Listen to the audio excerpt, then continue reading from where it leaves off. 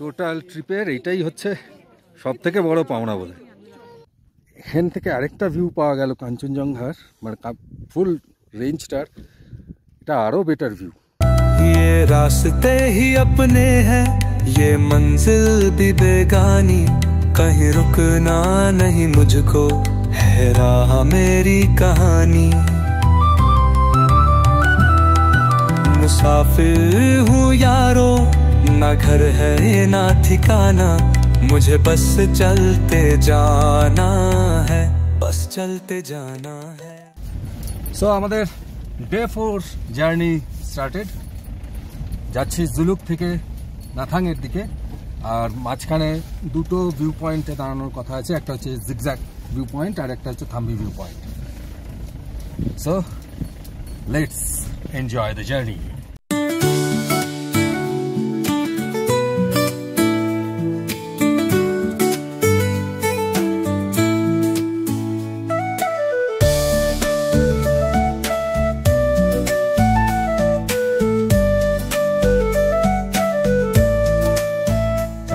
অসাধারণ view কাঞ্চনজঙ্ঘার।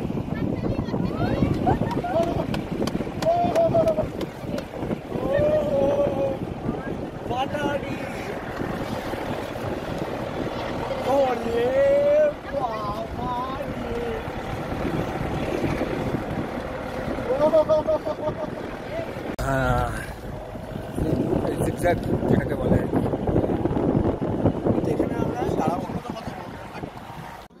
Zigzag view পয়েন্টে পৌঁছে গেছি। এখান থেকে এই যে জিগজ্যাগ, এই যে ওয়াও,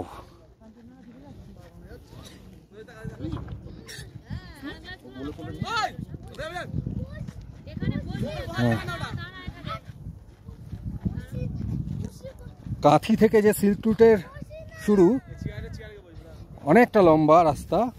তার মধ্যে অ্যাকচুয়ালি যেটা বহুল পরিচিত সিল্ক রুট হিসেবে, এটাকে সিল্ক রুট অনেকে বলছেন, কিন্তু এইটা হচ্ছে সিল্ক রুটের জিগজ্যাগ পার্ট।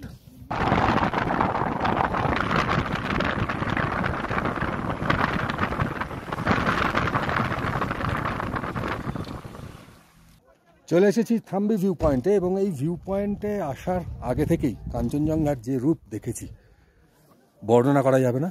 আর এই ভিউ পয়েন্ট থেকে যা দেখা যাচ্ছে, দেখলে আপনারাও চোখ ফেরাতে পারবেন না। দেখুন দেখুন কাঞ্চনজঙ্ঘার পুরো রেঞ্জটা টোটাল। लहराती है हवाएं, बुलाए मुझे दूर, छुप जाए जो मंजिल, ना हो दिल कभी मजबूर। चांद तारों से कह दो मुझे राह दिखाए, सूरज से गुजर कर नए सपने जगाए।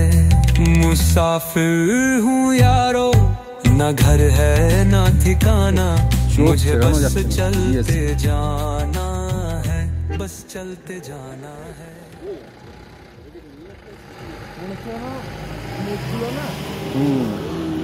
মেঘগুলো নিচে থেকে উঠে আসছে, কিছুক্ষণ পরে হয়তো ঢেকে যাবে, কিন্তু এই যে মেঘগুলো আছে রেসপেক্টে, এইটাও কিন্তু একটা অসাধারণ বিউটি লাগছে। টোটাল ট্রিপের এইটাই হচ্ছে সব থেকে বড় পাওনা বলে। Thambi view point 11,200 fit.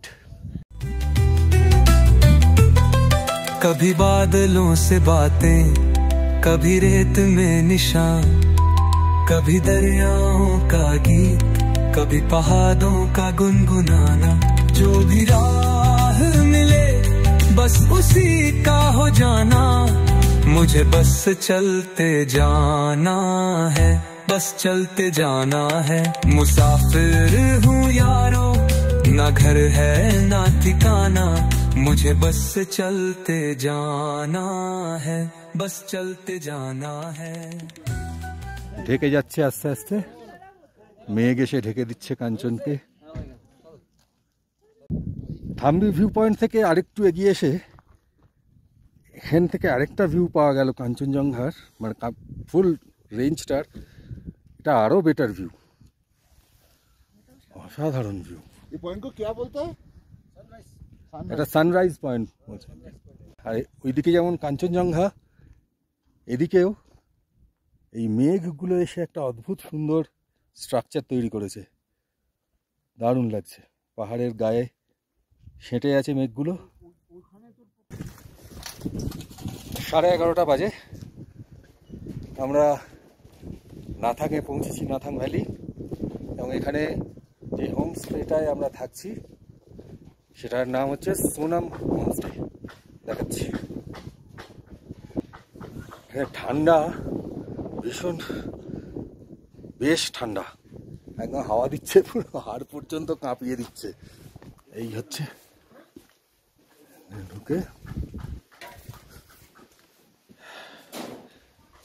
এই হলো সোনাম হোমস্টে। আমরা এদিকে ওপরের রুমও দিতে পারতাম, কিন্তু ওপরের রুমে ওরা বলছে হাওয়াটা বেশি হবে, সেই জন্য আমরা একটু নিচের রুম নিয়েছি।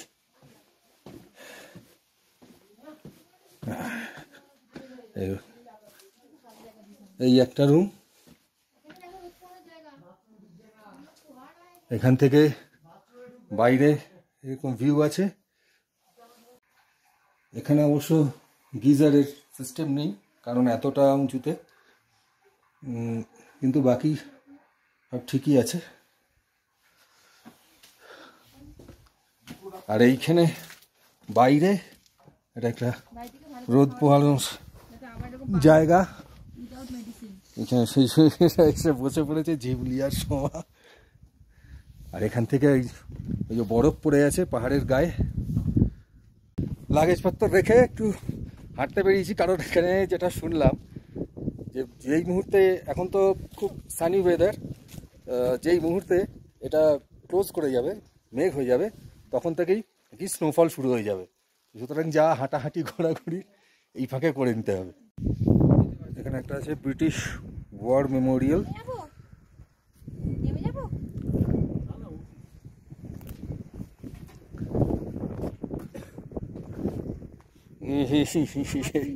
এইগুলো সব জায়গায় থাকে পাহাড়ে, খুবই কিউট।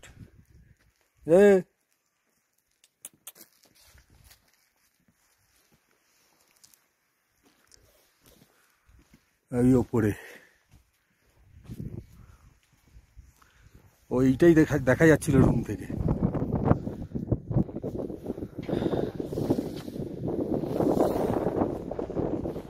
মেমোরি অফ আন্ডারমিশন মাইনিং।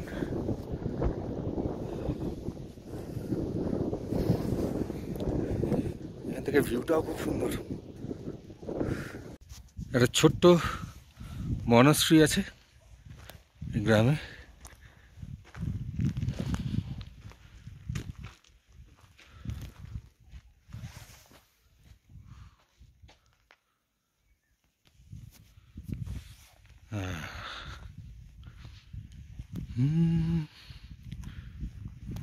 বাহ, ভেতরে ভেতরে এটা করে ছোট ছোট বুদ্ধ মূর্তি আছে। ওইখানে একটা বড় বুদ্ধ মূর্তি রয়েছে। এই সিঁড়ি দিয়ে উঠতে হবে উপরে।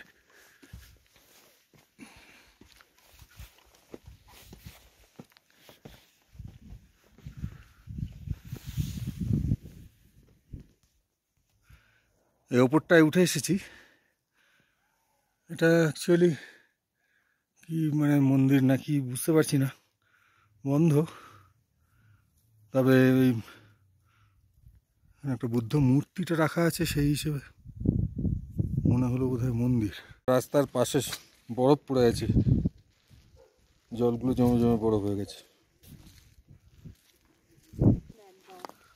দিক দিয়ে হেঁটে একটা কৃষ্ণ মন্দির আছে বোধহয়, একটা মন্দির দেখতে পেয়েছিলাম দূর থেকে। এটা কোথায় গেল? ওই যে মন্দিরটা দেখতে পেয়েছি, এই রাস্তা ধরেই যেতে হবে। বাহ, কি সুন্দর ছোট্ট একটা কাঠের সাঁকো, লাভলি।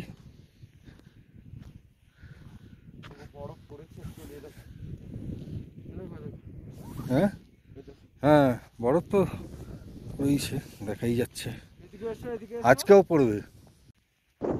মন্দিরের স্ট্রাকচারটা বড় অদ্ভুত, কিন্তু কোনটা সামনের দিক কি জানি, কোনো দরজা তো দেখতে পাচ্ছি না। এইটা তো ব্যাক সাইড বোঝা যাচ্ছে, তার মানে এইটাই ফ্রন্ট সাইড।